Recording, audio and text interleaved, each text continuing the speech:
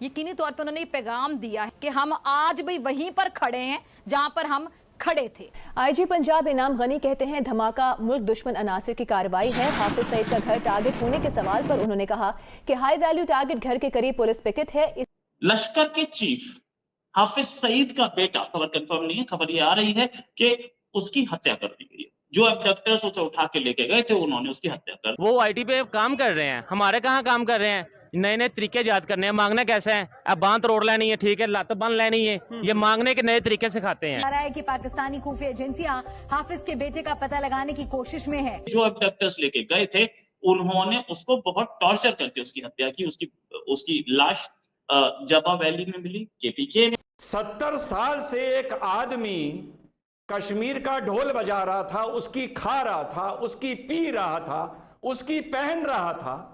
हमारे बेदिल प्रधानमंत्री ने और बेदिल हमारे गृह मंत्री ने 70 सेकंड में उस पर पानी फेर दिया। लेकिन आज जो हुआ, जहां हमारे मुहाफिज ही हम पर हाथ उठाएं, हम पर जुल्म ढाएं, वहां पर जहां अपना सियासी हक मांगने की कीमत पर एक सियासी कारकुन की जान ले ली जाए, मुझे वहां पर एक खुशी नहीं मनानी और मेरे ख्याल से कोई भी खुशी नहीं मनाएगा। और आप लोगों की वजह से आप लोग हमारे रंग में भंग डालते हैं।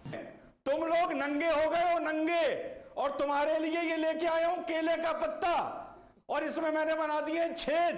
गल्फ कंट्री से खबर आ रही है कि वहां पे जो बेकारी पकड़े जाते हैं उनकी जेलों में 90% उनमें से पाकिस्तानी होते हैं। तो है ना, पाकिस्तान का पहला नंबर है किस चीज पूरी में? दुनिया में ये मांगने में। भूखा मार दिया, कपड़े उतार दिए, नंगा कर दिया। अब क्या वो बोलेंगे नहीं पाकिस्तानी? आपके सीने में दिल ही नहीं है?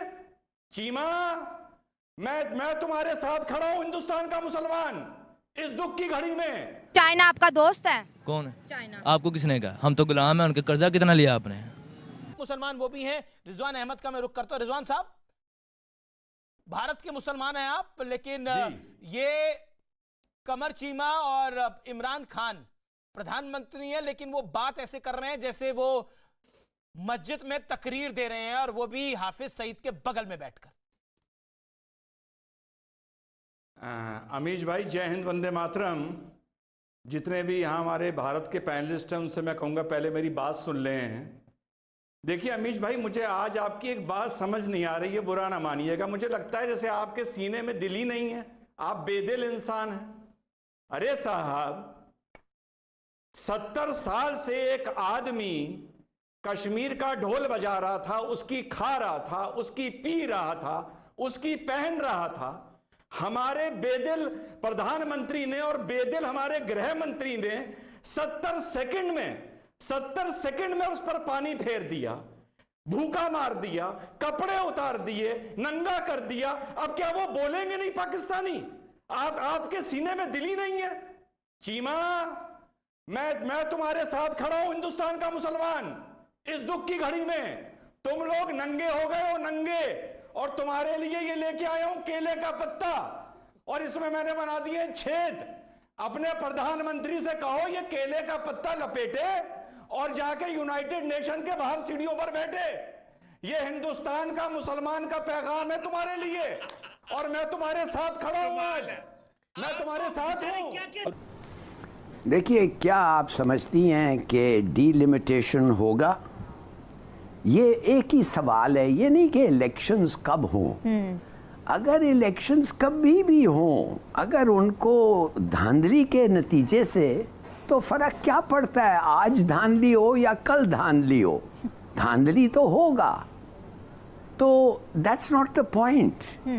अब बात असल ये है कि लोग कहते हैं देखो इट डजंट मैटर, वो सीट्स तो नहीं बढ़ेंगे, और सीट्स तो नहीं बढ़ सकते जब तक कॉन्स्टिट्यूशनल अमेंडमेंट नहीं आया, और असेंबली नहीं है, कॉन्स्टिट्यूशनल अमेंडमेंट नहीं आता है।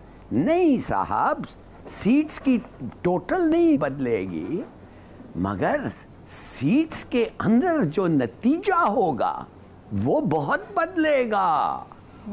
मैं तो कहता हूं हर सीट को आप जिता सकते हैं और हरा सकते हैं। और जिन लोगों ने ये डीलिमिटेशन की थी 2018 के लिए, 2013 में, और वो 2018 में भी चला था, वो तो नहीं चाहेंगे। That is a favourable distribution of votes with in the constituency. मैं आपको थोड़ा सा, मैं पता नहीं हमारे लोग समझते हैं कि नहीं, डीलिमिटेशन, जेरी मैंडरिंग। देखिए बात असल ये है ना कि एक मुल्क में जिधर 80% लोग लिखने और पढ़ नहीं सकते हैं, चलिए 80% नहीं तो 60% कर दें जो लिख और पढ़ नहीं सकते, उनको आप जेरी मैंडरिंग और डीलिमिटेशन और सेंसस ये क्या एक्सप्लेन कर सकते हैं? आप बताएं मुझे। और मुझे ये समझ नहीं आ रही कि अफगान तालिबान की क्या मजबूरी है कि वो क्यों टीटीपी को जो है वो जगह दे रहे हैं, क्यों टीटीपी को अफगान तालिबान जगह दे रहे हैं? कोई है पूछने वाला? मैं तो समझता हूँ जो हमारी लीडरशिप है, इनको तो अफगानिस्तान के साथ इंगेज नहीं करना चाहिए।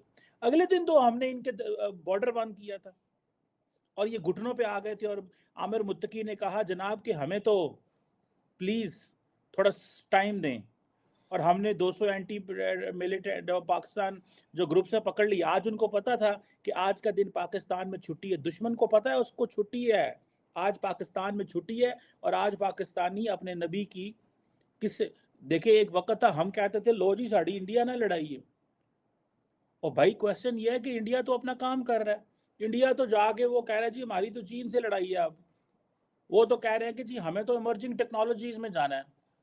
हमने 75-76 साल अपनी फौज को तैयार किया इस चीज के लिए कि जी इंडिया से लड़ाई है, जी हमारा किसी लड़ाई नहीं है। अब ये जो नए दुश्मन हमारे पैदा हो चुके हुए हैं, ये जो नए दुश्मन है, इनका क्या करना है, इनको कैसे खत्म करना है? क्यों अफगान तालिबान? देखिए सबसे पहले पाकिस्तान को इनका बाइकआउट करना चाहिए।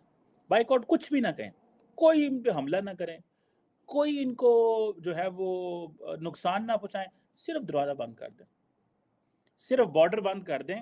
नानी गिटे आ जाएगी, फिर ये चीखें मारते हैं, फिर ये चीखें मारते हैं। आप देखें कि ये हंगू में ईद मिलादुन नबी पे मस्तोंग बलोचिस्तान, हंगू के खैबर पख्तूनख्वा मस्तोंग में उधर जो है वो उधर किया गया।